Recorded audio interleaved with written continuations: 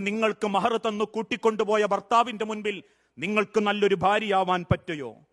ആ ഭാര്യയോടൊപ്പം പടച്ച റബ്ബിന്റെ സ്വർഗത്തിൽ നിങ്ങളെ മുന്നിൽ നിർത്തി അള്ള വിചാരണക്ക് ചെയ്യുമ്പം അവളുടെ സ്വഭാവത്തിൽ ഞാൻ തൃപ്തനായിരുന്നു റബ്ബേ എന്ന് ഒരാണെങ്ങാനും റബ്ബിനോട് പറഞ്ഞാൽ, അവളുടെ സ്വഭാവം, അവളുടെ ക്ഷമ, അവളുടെ വിനയം, അവളുടെ ചേർന്ന് നിൽക്കൽ, എന്റെ കുടുംബത്തിൽ എന്റെ ഭാര്യ എനിക്ക് തന്ന സപ്പോർട്ട് നാദാ എന്നൊരു പെണ്ണ് പറഞ്ഞാൽ, അള്ളാഹുവിന്റെ പ്രവാചകൻ സഹാബത്തിന്റെ പെൺമക്കളുടെ മുഖത്തു നോക്കി സൂചിപ്പിച്ചു, നിങ്ങൾക്ക് സ്വർഗമല്ലാതെ അള്ളാഹു മറ്റൊന്നും വാഗ്ദാനം ചെയ്യുന്നില്ല.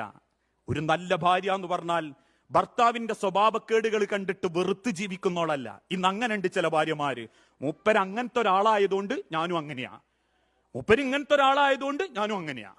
അല്ല, ജീവിതത്തിൽ ഭർത്താവിന്റെ കോലത്തിലും അള്ള പരീക്ഷിക്കും, ഭാര്യന്റെ കോലത്തിലും പടച്ചോൻ പരീക്ഷിക്കും, മക്കളെ രീതിയിലും പടച്ചോൻ പരീക്ഷിക്കും.